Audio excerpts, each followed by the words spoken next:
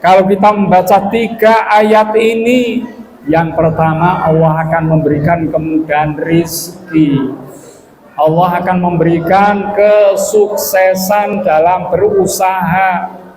Adik-adik yang mau ujian, bacalah ini ya, insya Allah diberikan kesuksesan, prestasi yang bagus. Para bapak ibu yang sedang bekerja, punya hajat-hajat yang luhur, bacalah ayat ini, akan memudahkan untuk meraih keberhasilan. Nomor kali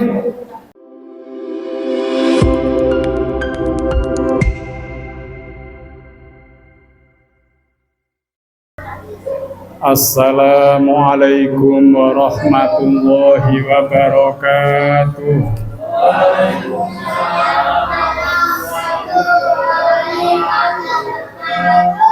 Alhamdulillahi rabbil alamin, wassalatu wassalamu ala asyrafil anbiya wal mursalin, sayyidina wa habibina wa syafi'ina wa qurrati a'yunina wa maulana Muhammadin wa ala alihi wa sahbihi ajma'in.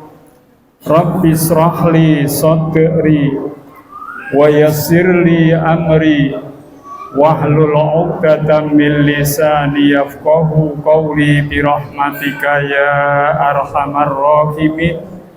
Wala haula wala quwwata illa billahil aliyyil azim. Amma ba'du. Para jamaah, Bapak Ibu saudara sedaya rahimakumullah, marilah kita senantiasa mengaturkan syukur kita kepada Allah Subhanahu wa Ta'ala, karena sampai malam ini kita semuanya masih diberikan kesehatan, diberikan kesempatan untuk hadir di majelis ini. Semoga apa yang kita lakukan menjadikan amal baik yang diterima Allah Subhanahu wa Ta'ala.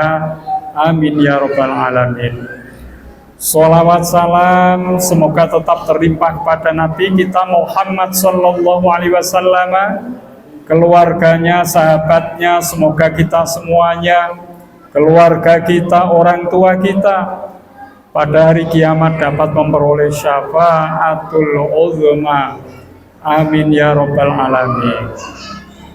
Para jamaah rahimakumullah, malam ini kita akan bersama-sama menambah khazanah pengetahuan kita tentang keutamaan surat Al-Fatih. Surat Al-Fatih ya. Pada suatu hari Rasulullah SAW bersama 1.500 kaum muslimin berangkat dari Madinah menuju ke Mekah. Madinah Mekah niku jarake antawis 100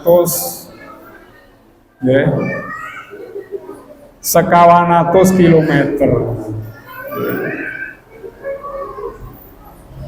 Rasulullah Sallallahu Alaihi Wasallam disertai jamaah untuk berangkat umroh dari Madinah ke Mekah.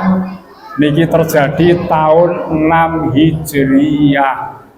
Dados Rasulullah pun hijrah teng Madinah dangunipun 6 tahun. Ingin Rasulullah menunaikan ibadah umroh dari Madinah ke Mekah ya, kurang lebih 400 km. Mendadak orang-orang Quraisy dari Makkah mencegat Rasulullah nggak boleh masuk ke kota Makkah. Maka di tempat Hudaybiyah inilah terjadi perjanjian damai, di mana orang-orang Islam yang 1.500 tidak boleh masuk ke Mekah meskipun untuk ibadah umroh. Ibadah umrohnya ditunda tahun depan hanya 3 hari saja. Ini perjanjian Hudaybiyah. Gencatan senjata, nggak boleh perang antara orang Islam dengan orang Quraisy selama 10 tahun. Dan masih banyak poin-poin perjanjian yang lain. Maka Utsman ibnu Affan, beliau ini mewakili kaum muslimin untuk menyampaikan perjanjian itu. Ada kabar Utsman bin Affan dibunuh, sehingga Rasulullah dengan kaum muslimin yang ada mengangkat janji namanya Bai'atur Ridwan, perjanjian ya, di mana kaum muslimin akan tetap membela perjuangan Rasul meskipun nyawa menjadi taruhan, karena mendengar Utsman bin Affan wafat. Ternyata Utsman bin Affan masih hidup, tapi perjanjian ini sudah disepakati dan Bai'atur Ridwan telah disampaikan kepada Rasulullah dengan 1.400 kaum muslimin. Dados jumlah 1.000 gangsal atus, sing derek perjanjian Bai'atul Ridwan namung 1.000 sekawan atus. Akhirnya Rasulullah pulang ke Madinah, padahal Madinah Mekah tebih, sangune mun kata, disuruh pulang, tunda ibadah umroh tahun depan hanya 3 hari. Maka di perjalanan inilah Rasulullah SAW mendapat wahyu. Surat Al-Fatih ayat 1 sampai dengan 3. Monggo dipun semak kula waos nggih. Niki sering kalau kita baca dibak Maulid Rasul menjadi awal dalam membuka kitab Maulid menika. A'udzu billahi minasyaitonir rajim. Bismillahirrahmanirrahim. Inna fatahna laka fatham mubina liyaghfira laka Allahu ma taqaddama min dhanbika wa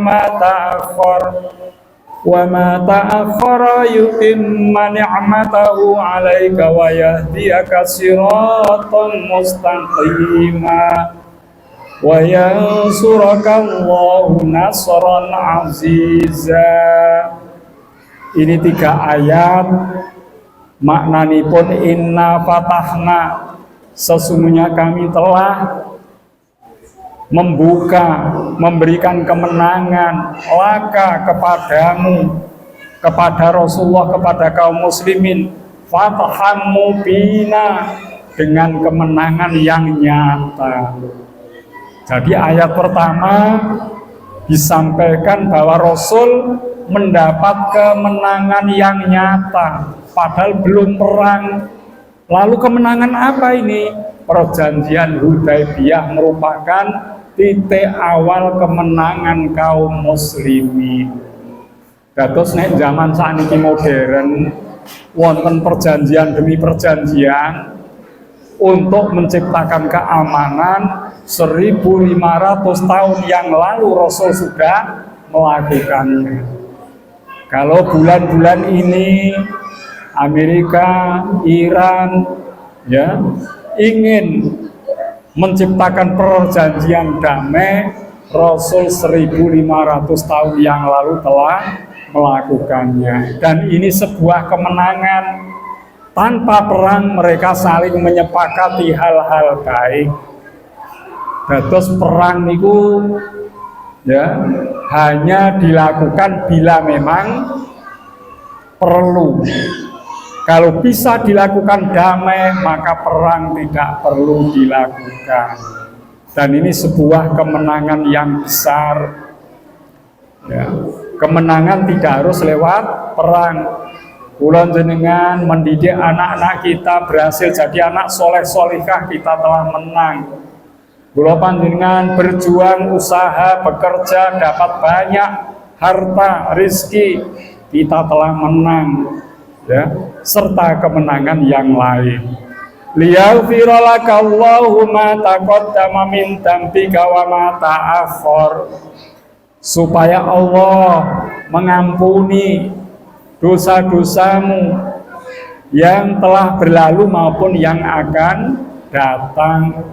Nabi Muhammad, orang Islam, karena telah berjuang menuju tanah suci, meskipun gagal, disuruh kembali pulang, kebaikan itu akan melebur dosa. Jadi karena kebaikannya besar, yang dilebur dosanya pun banyak. Mula kula jenengan, kalau kita melakukan kebaikan, dengan kebaikan yang kita lakukan, dosa akan dihapus. Saudara kita yang berangkat menuju Mekah Madinah untuk ibadah haji, karena kebaikan ibadah haji sangatlah besar, maka dosa-dosa menjadi terampuni. Mula ibadah haji ingkang mabrur laisa lahul jaza illal jannah, tidak ada balasan kecuali surga.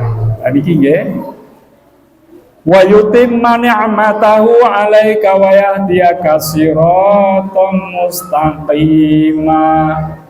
Jadi Nabi Muhammad dijanjikan akan menang. Nabi Muhammad beserta para sahabat diampuni dosa yang lalu dan yang akan datang.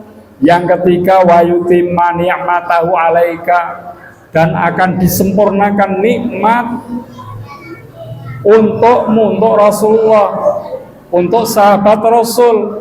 Wa yahdiyaka siratan mustaqima, dan akan diberi hidayah menuju jalan yang lurus. Yang ketiga, Rasulullah mendapatkan nikmat yang banyak. Tidak usah berperang, sudah mendapatkan kemenangan.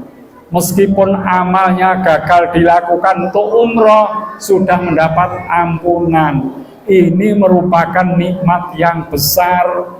Wa yahdiyaka siratan mustaqima, dan Rasulullah akan diberikan hidayah menuju jalan yang lurus. Saat itu tidak berperang, suatu saat Mekah akan terbuka untuk kaum muslimin, sehingga dakwah Islam tersebar di Mekah dan di Madinah, meluas ke wilayah yang lain sampai Romawi Timur.